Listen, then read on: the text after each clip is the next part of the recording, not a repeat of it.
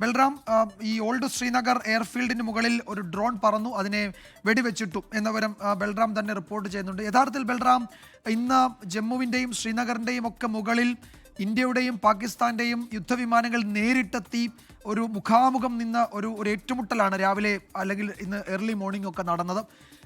ഇപ്പോഴത്തെ അവിടുത്തെ അവസ്ഥ എന്താണ്? ഈ കനത്ത തിരിച്ചടി പാകിസ്ഥാന് കിട്ടിയിട്ടുണ്ട്.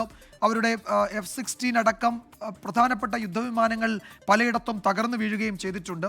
നമ്മളുടെ പ്രതിരോധം, വ്യോമ പ്രതിരോധം ഭേദിക്കാൻ കഴിയുമോ എന്ന ഒരു ശ്രമം, ആ ശ്രമം അവർ പരാജയപ്പെട്ടു എന്ന് തന്നെയല്ല, അവർക്ക് കിട്ടിയത് മറക്കാനാവാത്ത തിരിച്ചടിയുമാണ്. ഇപ്പോഴത്തെ സാഹചര്യം എന്താണ്? ശ്രീനഗറിൽ ഈ എന്താണ് എയർ റെയ്ഡിൻ്റെ അലാമൊക്കെ ഇടയ്ക്കിടയ്ക്ക് മുഴങ്ങുന്നുണ്ടോ?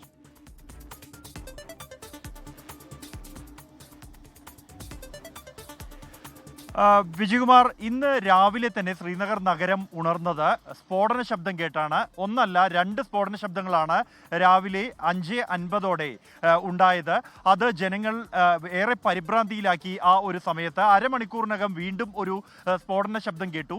പിന്നീട് അതിൽ സ്ഥിരീകരണം ഉണ്ടായത് ഒരു പാക് വിമാനം തകർത്തിട്ടു എന്നുള്ളതാണ്. ശ്രീനഗറിൻ്റെ ജമ്മുവിൻ്റെയും ആകാശത്ത് ഇന്ന് പുലർച്ചെ ഇന്ത്യ പാക് പോർ വിമാനങ്ങൾ തമ്മിൽ നേരിട്ട് ഏറ്റുമുട്ടുന്ന സാഹചര്യമുണ്ടായി. അതിൻ്റെ തുടർച്ചയായാണ് പാകിസ്ഥാൻ്റെ ഒരു വിമാനം തകർന്നതും തുടർന്ന് ആ പൈലറ്റിന് വേണ്ടിയുള്ള തെരച്ചിൽ ഈ സുരക്ഷാ സേന ആരംഭിച്ചതും. ഒരു വീടുകൾ നിൽക്കുന്ന ഒരു ജനവാസ മേഖലയ്ക്ക് നടുക്കാണ് ഈ വിമാനത്തിൻ്റെ ഇജക്ടർ വന്ന് പതിച്ചിരിക്കുന്നത്. അതുൾപ്പെടെ പരിശോധനയ്ക്കായി കസ്റ്റഡിയിൽ എടുത്തിട്ടുണ്ട് നിലവിൽ സുരക്ഷാ ഉദ്യോഗസ്ഥർ.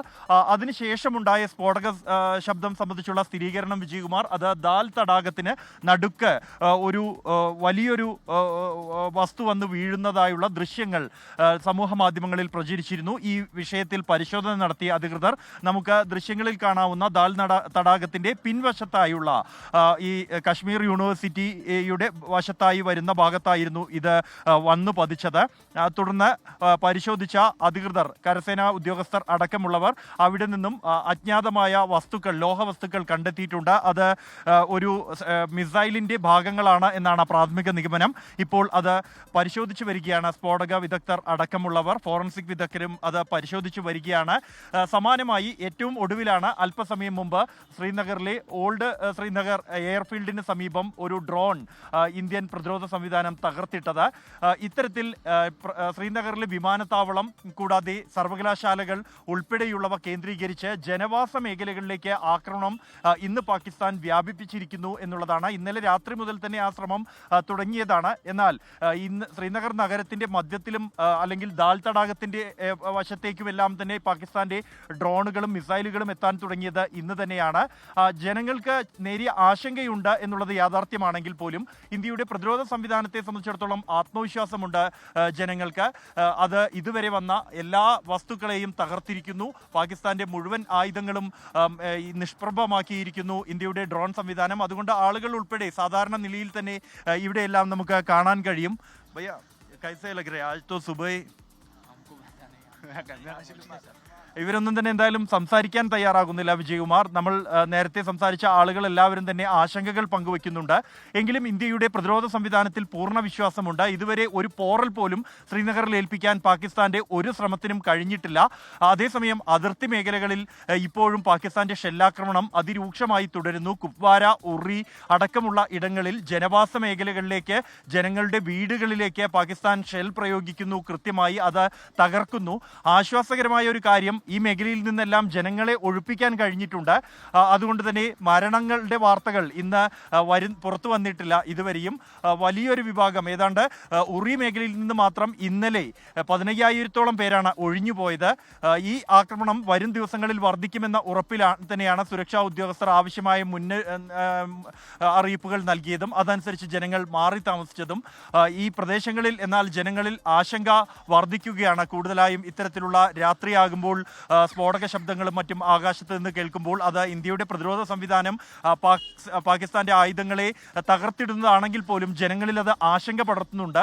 എങ്കിലും ആത്മവിശ്വാസം നൽകാൻ ആവശ്യമായ നടപടികൾ അധികൃതരുടെ ഭാഗത്തു നിന്നുണ്ടാകുന്നു. ഇന്ന് രാവിലെ മുതൽ 2 തവണയാണ് ശ്രീനഗറിൽ സൈറൻ കേട്ടത്.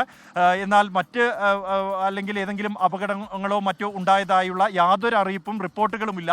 പാകിസ്ഥാന്റെ എല്ലാ ശ്രമങ്ങളും ഇതുവരെ തകർത്തിടാൻ ഇന്ത്യൻ പ്രതിരോധ സംവിധാനത്തിന് കഴിഞ്ഞിട്ടുണ്ട് ജമ്മു കശ്മീരിൽ.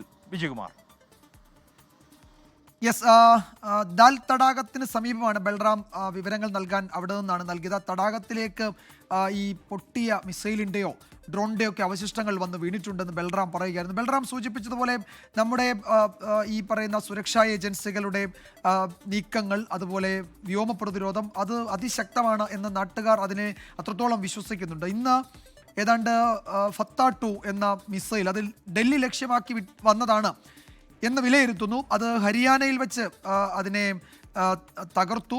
400 കിലോമീറ്റർ ദൂരപരിധിയുള്ള ഫത്ത-2 യഥാർത്ഥത്തിൽ റഡാറിൻ്റെ ഒക്കെ കണ്ണ് വെട്ടിച്ചു പറക്കും എന്നതാണ് പാകിസ്ഥാൻ കരുതിയത്. അത് 2025-ലാണ് പാകിസ്ഥാൻ്റെ ആയുധശേഖരത്തിൻ്റെ ഭാഗമാവുകയും ചെയ്തത്. പക്ഷേ ഇന്ത്യൻ അതിർത്തി കടന്നതിന് തൊട്ടു പിന്നാലെ അതിനെ ചാരമാക്കി കളഞ്ഞു നമ്മുടെ വ്യോമ പ്രതിരോധ സംവിധാനങ്ങൾ. അപ്പോൾ അത്രയേ ഉള്ളൂ അവരുടെ പുകൾപെറ്റ ഈ പറയുന്ന ഫത്ത-1, ഫത്ത-2 എന്നൊക്കെ പറയുന്ന ഈ വലിയ മിസൈലുകളുടെ കാര്യം ഇന്ത്യൻ നിര കടന്നാൽ. അപ്പോൾ അതിൻ്റെയൊക്കെ പ്രഹരശേഷി എത്രയുണ്ടെന്ന് നമ്മൾ ഈ മണിക്കൂറിൽ കണ്ടതാണ്. അതിൻ്റെ അവശിഷ്ടങ്ങൾ കർഷകരാണ് നേരെ എടുത്തുകൊണ്ട് അവിടെ നിന്ന് കൊണ്ടുപോയി അവിടെ മിലിറ്ററി ഓഫീസുകളിലേക്കും പോലീസ് സ്റ്റേഷനിലേക്കും എത്തിച്ചത്. അതിൻ്റെ ദൃശ്യങ്ങൾ നേരത്തെ പുറത്തു വന്നിരുന്നു.